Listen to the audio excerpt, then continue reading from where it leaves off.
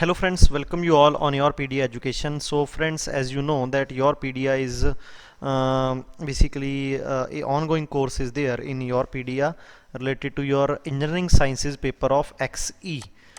C. Okay, C is basically representing material science and metallurgy here. Okay, and here this is a short video by me, Gibbs phase rule. Okay, that what is Gibbs phase rule? Okay, first of all you must aware about the phase, and that is basically something Gibbs phase rule which is used to calculate about the degree of freedom in phase diagram. Okay तो phase diagram के अंदर जो degree of freedom calculate करने के लिए हम लोग use करते हैं गिब्स फेस रूल है। अब उससे पहले हमें पता होना चाहिए दैट डिग्री ऑफ फ्रीडम का डेफिनेशन क्या है, फॉर्मूला क्या है, कैसे उसको यूज़ करना है, इसके बारे में पूरा डिटेल में यहाँ पे देखेंगे। So here you can C the phase rule. What is the phase rule?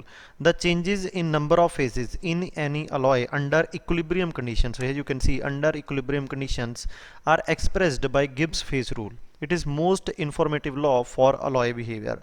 F equal to C minus P plus 2.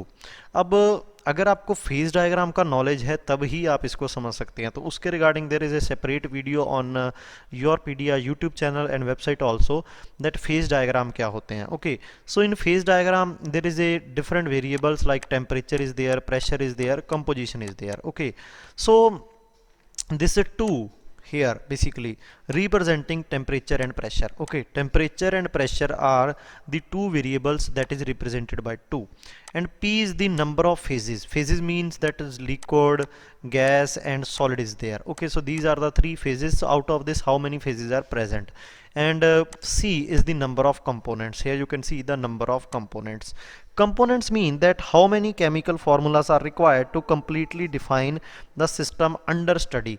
Suppose if I talk about iron carbon phase diagram. Okay, iron carbon phase diagram. So how many complete formulas, chemical formulas are required? Sir, one is the formula of iron is required, second formula of carbon is required to completely define the system. So there are two components, I can say. Okay, two components are there in this diagram. Suppose if I want to draw the phase diagram of water, so water के case में कितना required है sir? Only one formula H2O chemical is required basically मेरे को define करने के लिए, तो इसका number of components is 1. So components, P is the number of phases, and 2 representing temperature and pressure variable, and F representing the degree of freedom.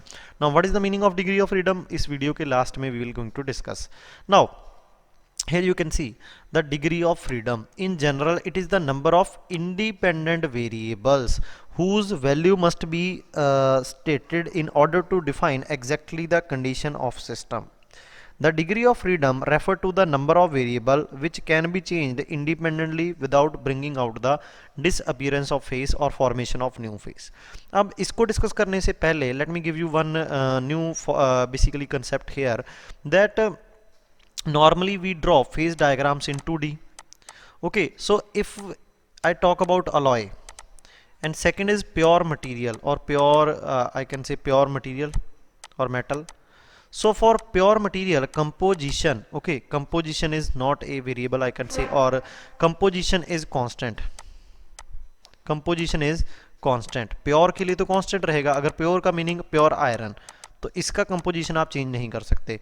तो if composition is constant, so out of 3 variable temperature, pressure and composition, so composition अगर constant है तो only 2 variables are temperature and pressure. तो यहाँ पे आप PT और TP जो भी डायग्राम है वो बना सकते हैं. In case of alloy composition आप चेंज कर सकते हो अलॉय का, तो ये कांस्टेंट नहीं है, ये variable. Temperature not constant, pressure not constant, तो 3 variables are present here. So but you have to draw the diagram in 2D, तो आपको इनमें से किसी एक को कांस्टेंट करना पड़ेगा. So here we assume pressure equal to 1 atmospheric pressure and constant. Okay, so if pressure is constant, this 2 which is representing the variable, इसको आपको 1 से रिप्लेस करना पड़ेगा. So hair this formula will change C minus P plus 1. Okay, तो अगर alloy की बात कर रहे हो तो ये फॉर्मूला कुछ ऐसे बन जाएगा. अगर प्योर मटेरियल की बात कर रहे हो तो ये फॉर्मूला सेम रहेगा, C माइनस P प्लस 2. इतना आपको याद रखना है. Okay, now the degree of freedom refer to the number of variables which can be changed independently. Independently meaning that if I change one variable x, उसका y के ऊपर कोई impact नहीं पड़ना चाहिए, without bringing out the disappearance of phase और the formation of new phase, that variables को we have to change like this कि न्यू फेस ना बने और जो फेस है वो डिसअपियर ना हो. Okay, so let me give you one example. Here you can see the TP diagram for pure iron. Pure iron के लिए TP diagram. Okay, so here you can see that this is a line and this line is common to liquid as well as gamma phase. okay, gamma phase को common है. तो इस line के ऊपर कितने phases present हैं sir? liquid plus gamma both are present on this line, I can say. okay, both are present on this line. okay, now basically degree of freedom is basically how many variable you can change independently without bringing up the new phase और new phase ना बने और जो face है वो present रहे, वो disappear ना हो. सपोज यहाँ पे मैं एक्स पॉइंट के ऊपर हूँ, अब मैंने प्रेशर को चेंज कर दिया, यहाँ पे इतना कर दिया. सो अगर मैंने प्रेशर को यहाँ पे चेंज कर दिया तो आप कौन से पॉइंट पे पहुँच गए? ये वाले पॉइंट पे. अब ये वाले पॉइंट पे आप पहुँचे तो ये वाला पॉइंट किस रीजन के अंदर है? जहाँ पे गामा है आपके पास.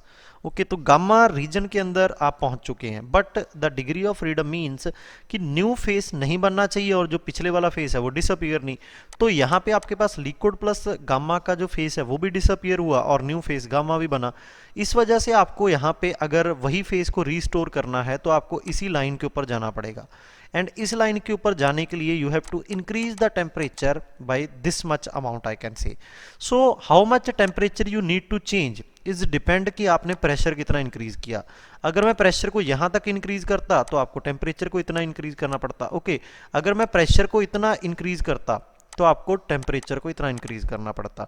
सो change in temperature is depending upon change in pressure. Okay, so here temperature is I can say dependent variable, pressure is independent variable. Okay, so इसका डिग्री ऑफ फ्रीडम कितना हुआ यहाँ पे? आई कैन से 1.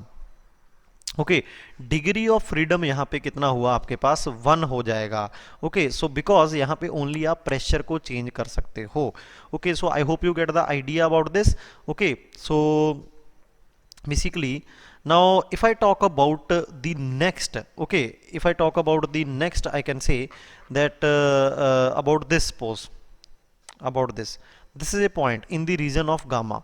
Now if I just change both temperature and pressure, change both temperature and pressure, मैं इधर को भी मूव किया, इधर को भी मूव किया, यहाँ पे पहुंच गया ए पॉइंट से बी पॉइंट तक. तो बी पॉइंट के ऊपर भी फेस कौन सा है? गामा. तो आप दोनों को चेंज कर रहे हो और फेस भी आपका डिसअपियर नहीं हो रहा. तो यहाँ पे कितने वेरिएबल्स हैं? 2. तो यहाँ पे आप 2 डिग्री ऑफ फ्रीडम है, यहाँ पे आपके पास 1 degree of freedom. So remember that on phase diagram any point on the line, अगर कोई पॉइंट किसी लाइन के ऊपर है तो उसका degree of freedom is 1. And if any point is in the area like this, okay, तो उसका डिग्री ऑफ फ्रीडम कितना है? 2, आई कैन से. Okay, and if any point is here at the intersection और एनी पॉइंट, अगर आपके पास कोई point है, ये पूरा एरिया था एंड ये लाइन है आपके पास, ऐसे एक पॉइंट है, तो पॉइंट आपको डिग्री ऑफ फ्रीडम कितना देता है? 0. तो ये आपको याद रखना है. सो डिग्री ऑफ फ्रीडम का हमें पता चल गया है, इसका पता चल गया. अब suppose like this there is a liquid in this liquid phase, so this is one phase P1 and there is a gaseous phase also, this is phase number 2. so in gaseous phase X and Y is there, X के vapour हैं, Y के vapours हैं. similarly liquid is a mixture of X and Y. okay, so if I know the composition of Y, suppose 100% liquid is there, so if I know that 60% Y is there, so I will I can know X also. How much X is there? Sir 40%. तो अगर आपको एक का composition पता है, second का आप पता कर लोगे. ओके, सेकंड कंपोनेंट है उसको पता कर सकते हो. सिमिलरली अगर आपको इसमें भी पता है, इसका आप पता कर सकते हो. सो अगर आपके पास टोटल 2 कंपोनेंट्स हैं, suppose components are 2, so how many components are required to define the phase P1? So sir out of X and Y only 1 is required. अगर आपको 60% गिवन है, सेकंड आप कैलकुलेट कर लोगे. सो कंपोनेंट्स रिक्वायर्ड इज C-1. इसके लिए भी आपको कितने कंपोनेंट्स रिक्वायर्ड हैं? C-1. इसके लिए भी C-1 रिक्वायर्ड है. तो टोटल कितने कंपोनेंट्स रिक्वायर्ड हैं? जितने सर फेस हैं, एक C-1 कंपोनेंट रिक्वायर्ड है लिक्विड फेस के लिए, एक C-1 रिक्वायर्ड है सर गैसियस फेस के लिए. So I can write this formula like this. So this term representing the composition variable, composition variable, that composition के कारण इतने वेरिएबल एग्जिस्ट करेंगे, plus there are more variables like temperature is there and pressure is there. Now why we are discussing here that independent variables. So वो variable कौन कौन से हैं sir? पहला कंपोजिशन वेरिएबल, डायरेक्टली फॉर्मूला पूछ सकता है कंपोजिशन वेरिएबल का formula, and this is the temperature and pressure variable. So here you can see if P is the phases then the total number of composition variable are this, and composition variable के साथ अगर 2 plus कर दें pressure and temperature तो ये आपको total number of variable, and total number of variable में से जो आपके पास okay out of total number of variable जो इंडिपेंडेंट वेरिएबल्स हैं वो ये वाले ओके ये वाले वेरिएबल्स आपको क्या देते हैं? Degree of freedom. Okay degree of freedom आपको देंगे. Now if degree of freedom is 0 it is called invariant. Okay invariant इसका मतलब क्या है? Then the variable like temperature pressure and concentration can not be changed without disturbing the equilibrium और without changing the number of phases. Okay and degree of freedom can not be less than 0, ये भी आपको याद रखना है. Like the question can be this framed that enumerate the degree of freedom of A 3 component system. 3 component system means that 3 equal to C or C equal to 3 with various number of possible faces. Okay, so degree of freedom of 3 component system, so it means C is given as 1, minimum number of faces, thus different p equal to 1 suppose and various degree of freedom. So formula is f equal to c minus p plus 2. So component की value is given 3 constant, number of faces you are changing like this increasing. Okay, so when you put p equal to 1 then you will going to get f equal to 4, and similarly you increase, and you can see that when you put p equal to 5 degree of freedom is 0. अब इसके आगे आप नहीं जा सकते because यहाँ पे negative आ जाएगा, और डिग्री ऑफ फ्रीडम की मिनिमम वैल्यू कितना होना चाहिए? 0. Okay so it means A 3 component system, कि अगर कोई ऐसा सिस्टम है जिसके अंदर 3 कंपोनेंट हैं उसके अंदर can not have more than 5 phases in equilibrium. Equilibrium में 5 फेजेस से ज़्यादा नहीं हो सकते. तो ऐसा भी क्वेश्चन पूछ सकता है. Okay like here you can see a binary phase diagram. Binary phase diagram का meaning क्या है? Binary is representing here number of components equal to 2 drawn at constant 1 atmosphere. अगर 1 atmosphere है तो फॉर्मूले में आपका P equal to constant और वहाँ पे 2 की जगह 1 आ जाएगा. What is the maximum number of phases that can exist at least 1 degree of freedom? तो degree of freedom आप 1 पुट कर दो यहाँ पे 2 आपके पास है और ये फॉर्मूले में 1, तो यहाँ से आप निकाल लो कितना आंसर आ जाएगा. ये इसके साथ cancel and number of phases equal to 2. So answer is 2, that 1 degree of freedom के ऊपर नंबर ऑफ फेसेस 2 एग्जिस्ट कर सकते हैं इक्विलिब्रियम में. Okay and that we have already discussed.